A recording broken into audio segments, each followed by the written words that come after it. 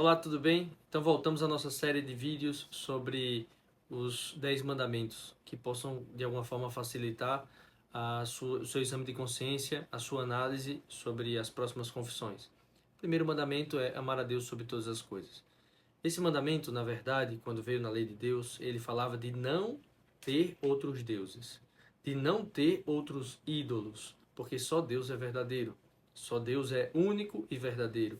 E ao mesmo tempo rejeitar tudo aquilo que é contrário a Deus. Esse primeiro mandamento fala exatamente disso. Amar a Deus sobre todas as coisas é um compêndio de não ter outros ídolos e rejeitar aqueles que se apresentam como ídolos. Nesse mundo, muitas pessoas, muitas personalidades, muitas celebridades até surgem com essa denominação, né? Ídolos. Mas só Deus é Senhor. Só Cristo é o nosso Senhor. Então nós não podemos ter outros deuses, outros ídolos, ou quaisquer outras coisas que nós coloquemos na posição de Deus. Por isso, todos os outros mandamentos são atentado a esse primeiro mandamento. O mandamento amar a Deus sobre todas as coisas é o plano de fundo de todas as ações de um cristão.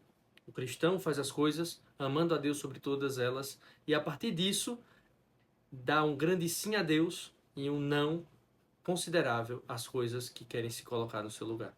Então é a partir disso que nós fazemos também essa análise do primeiro mandamento.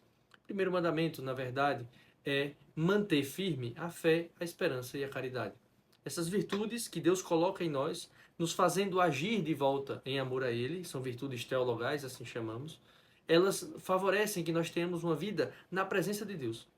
Amar a Deus sobre todas as coisas é viver na sua presença. Não significa simplesmente estar falando de Deus o tempo inteiro, estar com Ele estampado na camisa, ou ter frases bíblicas ou terços pendurados em vários lugares, embora todas essas coisas possam ser feitas. Mas se elas forem feitas de maneira superficial, não cumprirão o mandamento de amar a Deus sobre todas as coisas. Sua casa pode estar pintada com o nome de Jesus, com a imagem dele estampada em todos os lugares. Se não se vive a fé, a esperança e a caridade, não se vive o primeiro mandamento. O primeiro mandamento, que é amar a Deus sobre todas as coisas, nos impulsiona a colocá-lo como o primeiro ideal da nossa vida.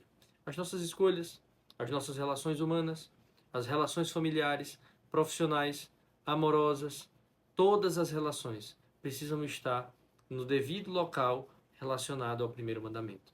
Elas nunca podem ocupar o primeiro local, nunca podem ocupar a primeira preocupação, nunca podem ocupar o pódio da nossa vida, porque a partir disso são pautadas as outras relações. A partir do nosso amor a Deus, são pautadas as outras relações humanas, profissionais, amorosas, familiares e etc. Então, esse amor a Deus sobre todas as coisas faz com que nós estabeleçamos também o critério das nossas outras relações. E o ser humano é um ser relacional, é inevitável que isso aconteça. Então, por exemplo, exatamente porque nós conseguimos nos relacionar com as coisas, damos nome aos objetos. Existem vários cachorros, mas se você comprar um cachorro, ele vai ter um nome dado por você. E você vai se referir nos cantos como o seu cachorro, como o seu pet, como o seu animal. Por que temos esse desejo de relacionar as coisas? E por esse motivo, nós colocamos nome nos objetos, colocamos nome nos animais com os quais nós nos relacionamos.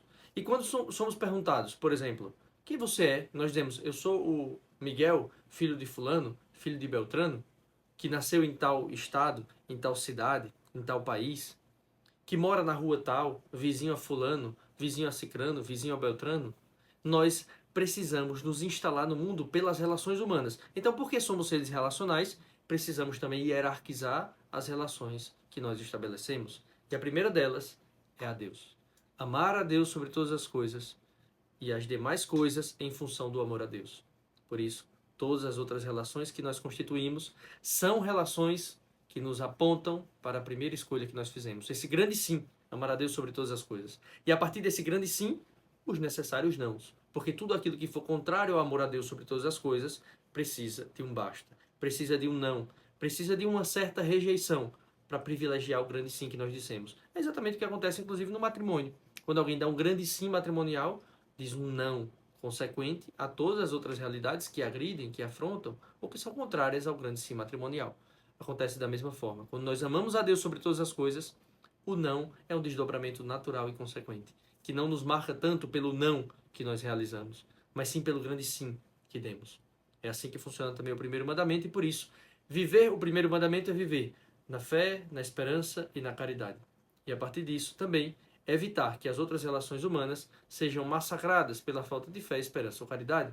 E aqui nós podemos dar alguns exemplos. Eu cito através de um livro do padre Aurélio Fernandes, de Moral Especial, que ele fala os pecados contra a caridade, por exemplo, que agrediriam esse primeiro mandamento de amar a Deus sobre todas as coisas.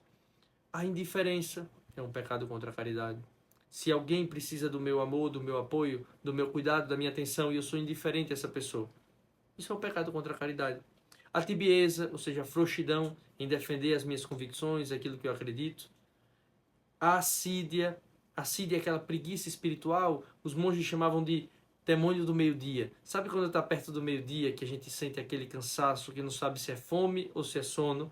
Pronto, isso acontece espiritualmente. E os monges chamavam isso de assídia. Nesse sentido, a assídia é um pecado contra a caridade, é um pecado contra o amor a Deus. O ódio a Deus, o ódio ao próximo. Quando acontece uma catástrofe, uma situação difícil, e alguém vai e diz assim, onde está Deus nesse momento? Quando alguém falece, alguém sofre uma doença, alguém passa por necessidade, cadê Deus que não vê a injustiça? Deixa que os soberbos, que os orgulhosos reinem, e aqui está uma pessoa tão boa se ultimando. Pois é, esse juízo a respeito dos juízos de Deus, esse juízo a respeito da inteligência e da sabedoria de Deus, é uma afronta ao próprio Deus. É uma falta de caridade. É uma falta da virtude da caridade, virtude do amor, da esperança e da fé. Então a gente precisa ter cuidado, sobretudo quando tem esse tipo de ação, e no nosso exame de consciência podemos averiguar se já tivemos pensamentos assim ou se agimos dessa forma, para evitarmos totalmente. Também o pecado do escândalo. O pecado do escândalo é quando nós, pela posição que temos, fragilizamos a fé do outro pela nossa atitude incoerente. Pela nossa incoerência, aqueles que nos tinham como referência de fé terminam se fragilizando na fé. E todos nós estamos suscetíveis a isso. Sobretudo porque não temos noção de onde as nossas palavras chegam, de como as nossas palavras chegam e atingem as pessoas. E de fato, se nós vacilarmos na fé, porque quanto mais alto subirmos, mais alto a queda, quando nós vacilamos na fé, se vacilarmos na fé, Deus nos livre desse momento, também somos ocasião de queda para outras pessoas. E esse pecado é o pecado de escândalo, que precisa ser confessado como uma falta de amor a Deus, porque fere a caridade do amor de Deus. Que esse primeiro mandamento meditado, explicado, destrinchado, possa te ajudar também a fazer o exame de consciência. E aqui, depois, gravaremos os próximos vídeos dos próximos mandamentos, se Deus quiser. Um abraço, sigam o canal, curtam o vídeo e compartilhem com aqueles que vocês acharem que precisam saber desse conteúdo. Muito obrigado.